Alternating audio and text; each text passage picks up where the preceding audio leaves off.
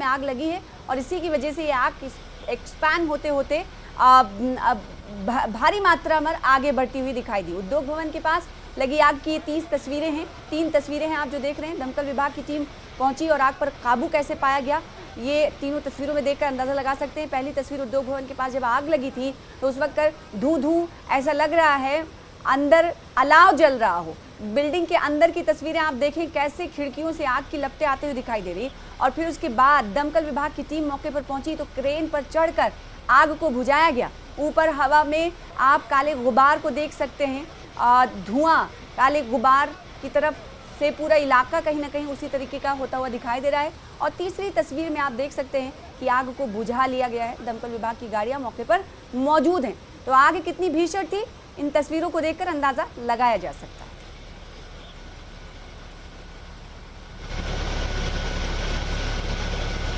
ये सेना भवन लगभग 3:02 और 4 पे हमारा डिपार्चर हुआ है और ये सेना भवन के पास है और ये टेम्परेरी कंस्ट्रक्शन है लेबर्स के रहने के लिए जो यहाँ पे कंस्ट्रक्शन का वर्क आप साथ में देख रहे हैं। इधर लगा हुआ है इनका कैंप, लेबर का कैंप है, इधर ये रहते थे तो इनमें आग है। अभी कॉज हम इन्वेस्टिगेट नहीं करते हैं लेकिन जो देखने से लग रहा है कि इनमें एलपीजी का छोटे छोटे सिलेंडर्स का यूज़ कर रहे हैं तो और अंदर बिजली की तारें भी फैली हुई हैं तो कॉज एग्जैक्ट नहीं कह सकते लेकिन इन दोनों में से कोई एक रीज़न हो सकता है। लगभग 25 के करीब गाड़ियां इसमें इन्वॉल्व थी जो फायर फाइटिंग ऑपरेशन कर रही थी। करीब 3 घंटे का समय लगा है आग बुझाने के लिए। बिजली के द्वारा लगा है सर। हम लोग सो रहे थे करीब 2:30 बजे के लमसम में। 2:30 बजे के लमसम में थोड़ा शोर हुआ तो हम वहाँ पे आए बाहर सब निकल के आए तो थोड़ा चिंगारी ही दे रहा था। उस टाइम धुआं भी उतना नहीं निकल रहा था, जाके देखे वहाँ पर धुआं भी नहीं निकल रहा था। तब तो यहाँ पे हमारा कोई स्टाफ नहीं था, सब बाहर निकल गए, पूरा आग लग गया। तो एक ये दमकल आया पानी वाला और दूसरा पर उसके बाद एक ही आया था और हमारे लोग का पूरा सामान जल गया। ये हम अपने रूम में सोए हैं, ठीक है। आग लगी है लमसम 3 बजे करीब में। मान लीजिए कि आग लगा है, यहाँ पे गार्ड है, सिक्योरिटी है, सब कोई है ना। सबको जाके देखना चाहिए भाई कौन फंसा है कौन नहीं फंसा है, ठीक है। खाली लोग भगा रहे हैं, मैं अंदर सोया हूँ, अंदर ही हूँ, मेरे को पता नहीं कि क्या हुआ क्या नहीं हुआ है। मैं सोया हूँ अंदर, कोई जगाने नहीं गया, कोई देखने नहीं गया। अगर 10 मिनट भी लेट होता तो मैं उसी में रह जाता। उसके बाद वहाँ पुलिस वाले जो हैं और उसी में था क्या। हम कहे अरे यार तुम लोग क्या कर रहे हैं यहाँ खड़े होके, और आगे इधर रूम बड़ा है उसमें देखो। अरे नहीं। फिर मैं दौड़ के जाके 4 में कमरा खोला, कोई इंतजाम नहीं था। और दूसरी बात की यहाँ के जो मान लीजिए हमारे पास कहते हैं कि अरे ये तुम्हारे को दिए हैं, वो दिए हैं, फलाना किए हैं, ये किए हैं। अरे क्या किए हो, कुछ सेफ्टी है क्या। आग लगने के बाद शोरगुल हुआ तो हम लोग रूम से निकल के भागे और आग लगने के बाद 1-1.5 घंटे के बाद ये दमकल आया। अगर उस समय आ गया रहता आधा घंटा भी पहले, एक ही रूम में आग लगा हुआ था, उस समय अगर आ गया रहता तो इतना क्षतिग्रस्त नहीं होता। और दिल्ली में 11 साल की बच्ची से दरिंदगी का मामला सामने आया। आरोपी ड्राइवर बबलू का हाफ एनकाउंटर हुआ क्योंकि भागने की कोशिश कर रहा था। आरोपी को इसी दौरान गोली लगी। आरोपी बबलू के पैर में गोली लगी है। अगवा कर रेप के बाद की थी बच्ची की हत्या। जी हां, दिल्ली में 11 साल की बच्ची से दरिंदगी के मामले में गिरफ्तार ड्राइवर बबलू का एनकाउंटर हुआ है। दरअसल आरोपी ने पुलिस की गिरफ्त से भागने की कोशिश की थी क्योंकि इस मामले में पुलिस ने आरोपी तक पहुंचने में सिर्फ और सिर्फ 4 घंटे में पुलिस आरोपी तक पहुंच गई थी। और उसके बाद जब आरोपी तक पहुंची तो आरोपी पुलिस की गिरफ्त से भागने की कोशिश कर रहा था और इसी एनकाउंटर में आरोपी बबलू के पैर में गोली लगी। आरोपी बबलू ने 11 साल के एक मासूम को अगवा किया था और फिर रेप के बाद उसकी हत्या कर दी थी। ये गुरुग्राम का पूरा मामला है, जब लड़की को फुटपाथ से अगवा करके ये पहुंचा गुरुग्राम लेकर गया था। और आपको बताएं कि इसी मामले में बच्ची के साथ रेप और हत्या का आरोपी पुलिस एनकाउंटर में घायल हुआ, कस्टडी से भागने की कोशिश कर रहा था। अधिक जानकारी की प्रतीक्षा है।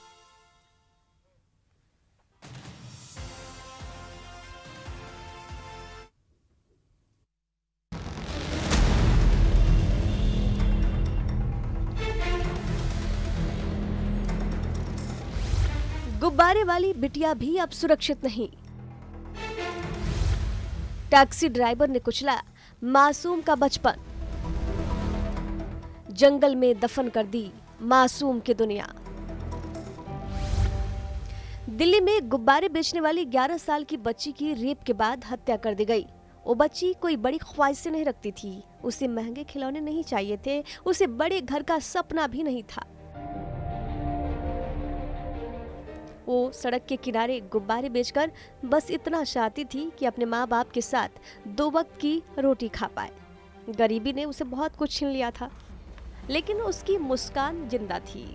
उसकी मुस्कान नहीं छीन पाई थी, मगर एक दरिंदे ने उसकी मुस्कान छीन ली। बताया जाता है कि एक टैक्सी ड्राइवर मासूम को अगवा किया, फिर वो दरिंदगी की शिकार हुई। वो चीखी होगी, रोई होगी, अपनी माँ को पुकारा होगा, शायद आखिरी सांस तक उसे उम्मीद भी रही होगी कोई उसे बचाने जरूर आएगा। लेकिन उस सुनसान जगह पर उसकी आवाज सुनने वाला कोई नहीं था। और फिर एक हैवान जो कि टैक्सी ड्राइवर है, पहले उसको अगवा करता है, उसके साथ रेप करता है, फिर उसकी हत्या कर देता है, फिर भी मन नहीं भरता है तो उसके शव को मेहरौली के जंगलों में फेंक देता है।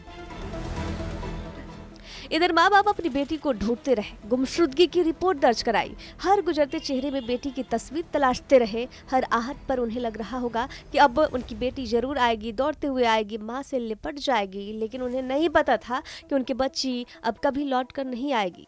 जिस बेटी को सीने से लगाने का इंतजार कर रहे थे माँ बाप, उसका शव जंगल में मिला और पुलिस पूछताछ में आरोपी ने अपना जुर्म भी कबूल कर लिया।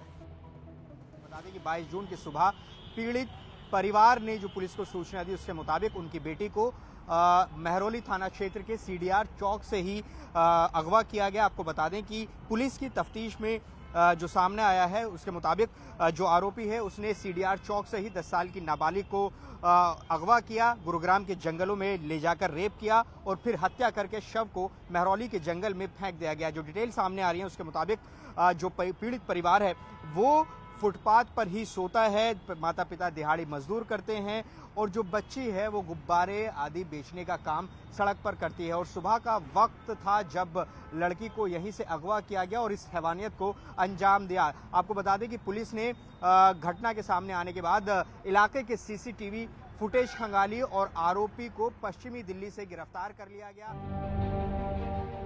कहते हैं बेटियां घर की रौनक होती हैं, लेकिन इस घर की रौनक को किसी की गंदी सोच ने बुझा दिया। आज उस फुटपाथ पर सन्नाटा है, जहाँ कभी वो बच्ची गुब्बारे बेचा करती थी, हंसी गूंजती थी। आज माँ की गोद भी खाली है, पिता के हाथ भी खाली हैं और भाई बहनों की आंखें अपनी बहन को ढूंढ रही है। उस मासूम ने दुनिया से जाते जाते कोई शिकायत नहीं की, लेकिन उसकी खामोश आंखें शायद एक सवाल जरूर छोड़ गई।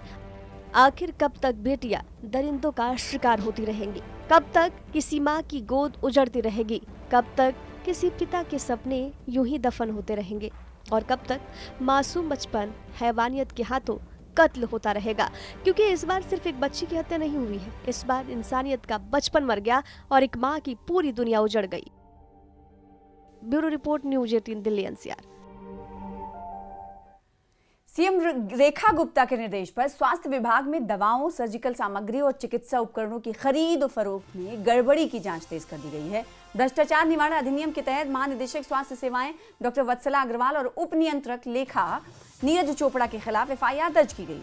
साथ ही इसमें सीपीए के तत्कालीन प्रभारी डॉक्टर विनोद कुमार रंगा और डॉक्टर वत्सला अग्रवाल को पहले ही निलंबित किया जा चुका है, जबकि डॉक्टर रंगा को गिरफ्तार भी किया गया है।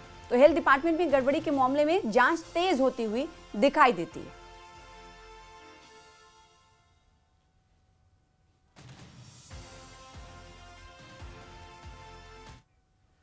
दिल्ली कैबिनेट ने तकरीबन 2,70,000 पंजीकृत भवन निर्माण श्रमिकों को और उनके परिवारों के लिए दिल्ली भवन निर्माण श्रमिक स्वास्थ्य योजना को मंजूरी दी है। इस योजना का उद्देश्य निर्माण श्रमिकों को बेहतर स्वास्थ्य सुरक्षा और गुणवत्तापूर्ण चिकित्सा सुविधाएं उपलब्ध कराना है। योजना के तहत श्रमिकों और उनके आश्रितों को स्वास्थ्य सेवाओं का लाभ मिलेगा, जिससे इलाज को लेकर उन पर आर्थिक बोझ कम होगा। सरकार का मानना है कि ये पहल श्रमिकों के कल्याण और सामाजिक सुरक्षा को मजबूत करने की दिशा में एक महत्वपूर्ण कदम साबित होगी।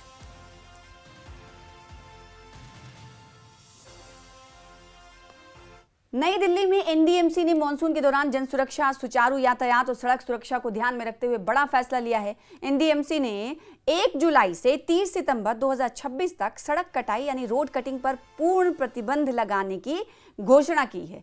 केवल जरूरी और आपातकालीन कार्यों को ही विशेष अनुमति दी जाएगी, जिसके लिए अध्यक्ष की पूर्व स्वीकृति अनिवार्य होगी। तो मानसून में सड़क कटाई पर प्रतिबंध 1 जुलाई से 30 सितंबर तक ये प्रतिबंध रहेगा। एनडीएमसी की सख्ती देखी जा रही है। और दिल्ली के झुग्गी वासियों को रेखा सरकार ने बड़ा तोहफा दिया है। दरअसल मुख्यमंत्री रेखा गुप्ता की अध्यक्षता में दिल्ली शहरी आश्रय सुधार बोर्ड की 36वीं बोर्ड की मीटिंग हुई, जिसमें दिल्ली में 1 जनवरी 2025 तक बसी हुई हर झुग्गी बस्ती के निवासियों को पुनर्वास का लाभ देने की घोषणा की गई। क्या है पूरा प्लान और रिहैबिलिटेशन की प्रक्रिया कैसे होगी और इससे कितने लोगों को फायदा पहुंचेगा, इस रिपोर्ट में देखिए।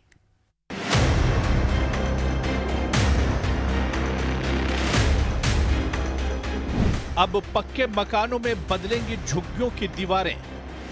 ईंट और सीमेंट नहीं, उम्मीद और गरिमा का होगा पुनर्वास। अब सिर्फ कागज पर नहीं, जमीन पर उतरेंगे फैसले।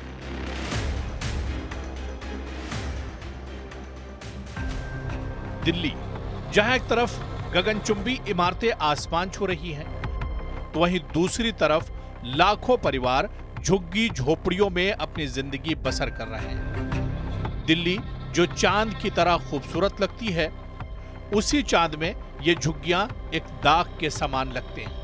लेकिन अब ये तस्वीर बदलने वाली है।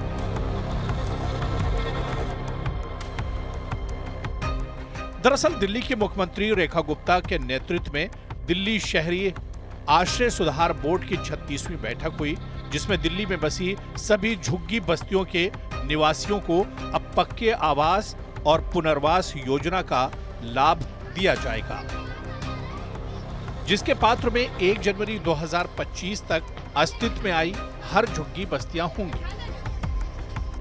यानी दिल्ली की रेखा सरकार ने बैठक में दिल्ली झुग्गी और जेजे क्लस्टर पुनर्वास और पुनर्स्थापन नीति 2026 को अंतिम रूप दे दिया गया है। सरकार के इस फैसले से दिल्ली के उन लाखों परिवारों को पक्का घर मिलने का रास्ता साफ हो गया है, जो अब तक पुरानी पॉलिसी के कारण लाभ से वंचित थे। इस कदम को दिल्ली में जहां झुग्गी वही मकान के संकल्प को पूरा करने की दिशा में एक बड़ा और निर्णायक बदलाव माना जा रहा है।